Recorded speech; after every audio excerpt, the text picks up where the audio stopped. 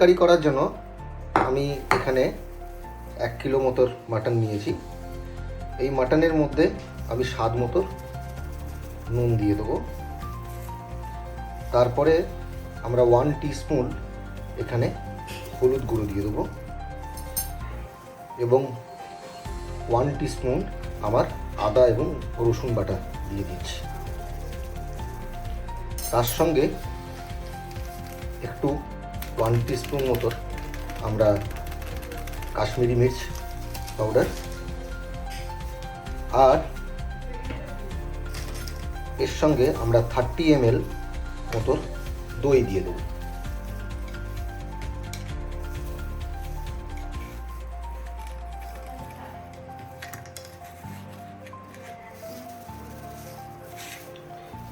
এবার এটাকে ম্যারিনেট করার জন্য মাংসটাকে খুব ভালো মতো মেখে নিতে হবে।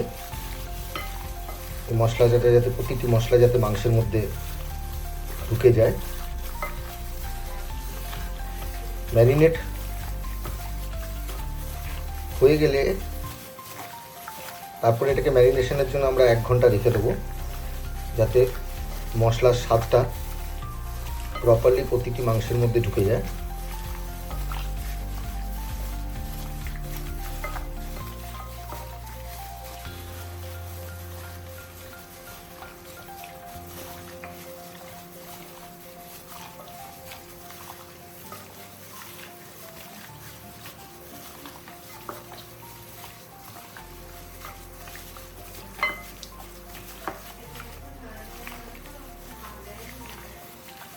মাখানো হয়ে গেছে।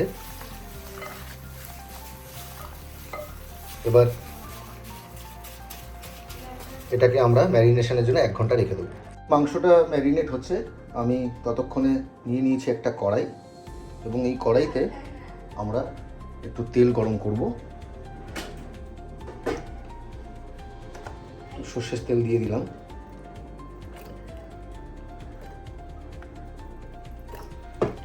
যতক্ষণ এই সর্ষের তেলটা গরম হচ্ছে আপনাদেরকে দেখিয়ে রাখি, আমি কিছু আলু কেটে রেখেছি। দেখেই বুঝতে পারছেন আলুগুলো কীরকম সাইজে কাটা। মাঝারি সাইজের আলু আপনি মাঝখান থেকে হাফ করে কাটতে পারেন। এবং এই তেলটা এখন গরম হয়ে গেছে, আমি এটার মধ্যে আলুগুলো দিয়ে দিচ্ছি।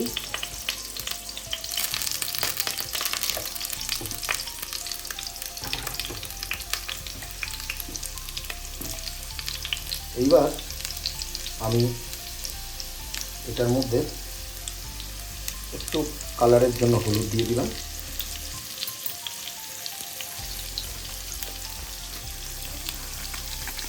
একটু হালকা কাশ্মীরি মির্চ লঙ্কা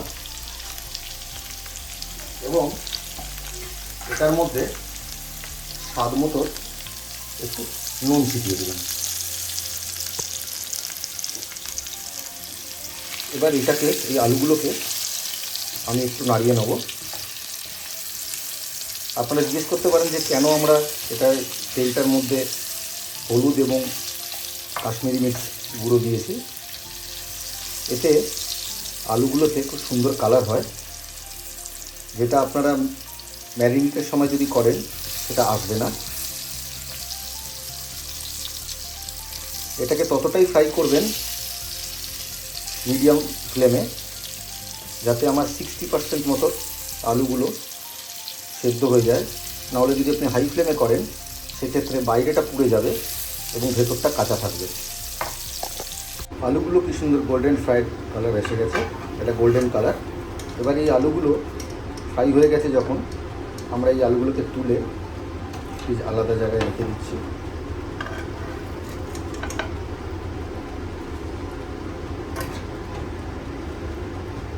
এই গরম মশলাগুলোকে আমরা এখন এই একই তেলে ভেজে নিচ্ছি, একটু নাড়িয়ে নিয়ে। এখানে আমরা এলাচ, দারচিনি, লবঙ্গ এগুলো দিয়েছি। এবার এর মধ্যে আমি কিছু পেঁয়াজ কুচি করে রেখেছি, সেটাকে আমরা দিয়ে দেবো।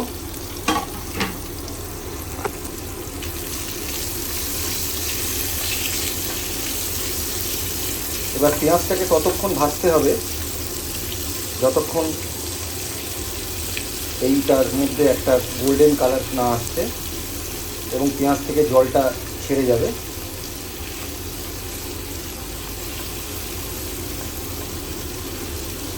এটার মধ্যে আমরা একটু তাড়াতাড়ি করার জন্য স্বাদ মতো হালকা নুন দিয়ে দিলাম।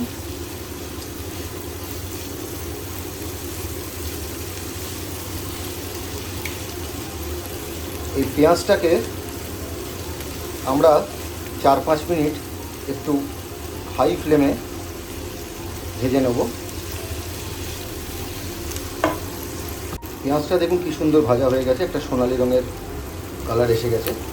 এবার এটার মধ্যে আমি দিয়ে দেবো 1 টিস্পুন কাঁচা লঙ্কা বাটা,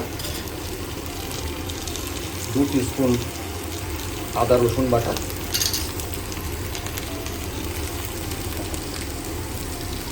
এবার এই পেঁয়াজটাকে এই রসুন বাটার সঙ্গে ভালোভাবে মিক্স করতে হবে এবং ততক্ষণ করতে হবে এটাকে একটু ফ্রাই, যতক্ষণ এর কাঁচা ভাবটা চলে যায়।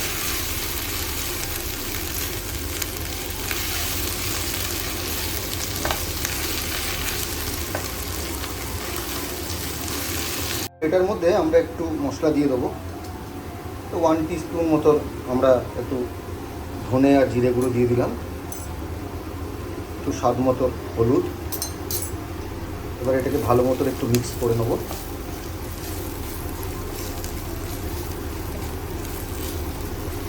এবার এটার মধ্যে আমরা দিয়ে দেবো অল্প একটু কাশ্মীরি মির্চ পাউডার,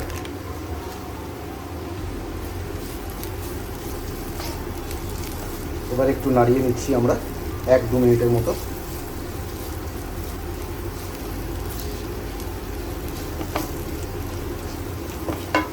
যে তেলটা ছেড়ে গেছে, এবার আমরা যেটা ম্যারিনেট করে রেখেছিলাম যে মাটনটা, এই মশলাটার মধ্যে আমরা এই ম্যারিনেশনের মাটনটা দিয়ে দেবো।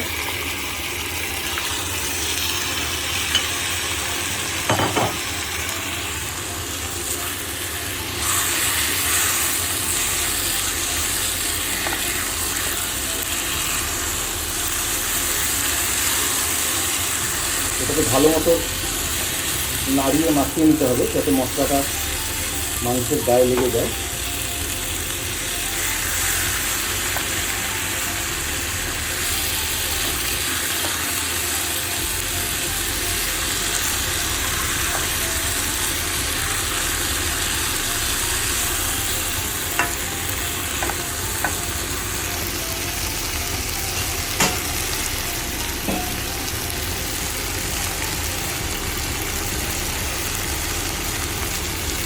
যে পাত্রতে আমরা ম্যারিনেটটা করে রেখেছিলাম সেই পাত্রটি অল্প একটু জল এটার মধ্যে দিয়ে দিচ্ছি।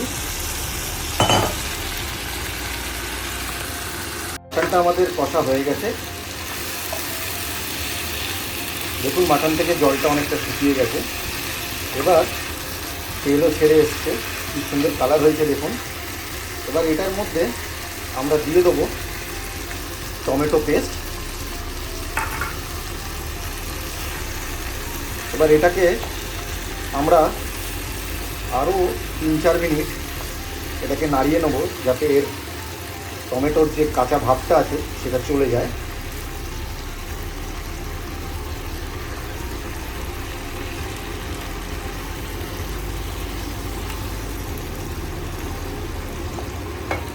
মাটনটা কষে গেছে, দেখতেই পাচ্ছেন জল ছেড়ে গেছে এবং যে মাটনের যে চর্বি আছে সেখান থেকে তেল বেরোতে শুরু করেছে। এবার আমরা যে আলুটাকে ভেজে রেখেছিলাম সেই আলুটা এটার মধ্যে দিয়ে দিলাম।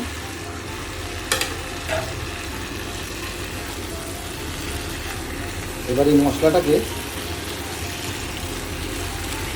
ভালোভাবে মাখিয়ে নিতে হবে আলুর সঙ্গে। আপনারা চাইলে এই কড়াইতে জল দিয়ে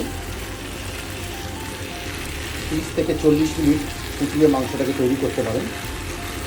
তা না হলে আপনারা এটাকে প্রেশার কুকারেও করতে পারেন।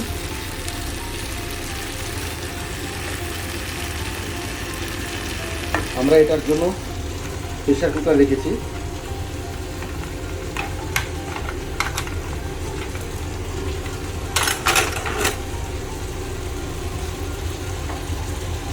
মাটনটাকে তাড়াতাড়ি রান্না করার জন্য এই প্রেসার কুকারে দিয়ে দেবো।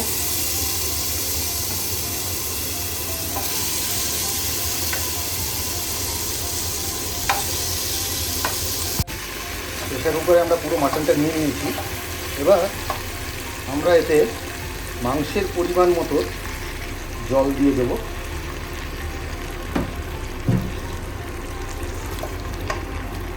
আমরা একটু এটাকে নাড়িয়ে নিচ্ছি।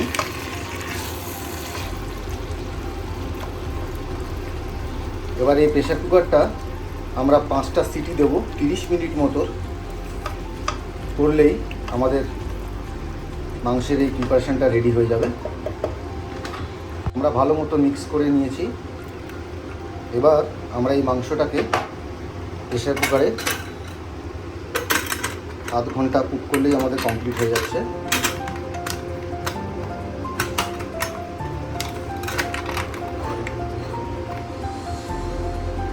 মাটন রান্নাটা হয়ে গেছে। এই দেখুন মাটনটা কি সুন্দর কালার হয়েছে একদম। আর রোববার দিনকে এরকম মাটন রেসিপি যদি বাড়িতে হয় তাহলে গরম ভাত দিয়ে খাওয়ার মজাই আলাদা। তো আপনারা যদি এই মাটন রান্নাটা আপনাদের পছন্দ হয় আপনার বাড়িতে নিশ্চয়ই ট্রাই আউট করবেন। আর আমাদের চ্যানেলটাকে একদম ভুলবেন না লাইক এবং সাবস্ক্রাইব করা।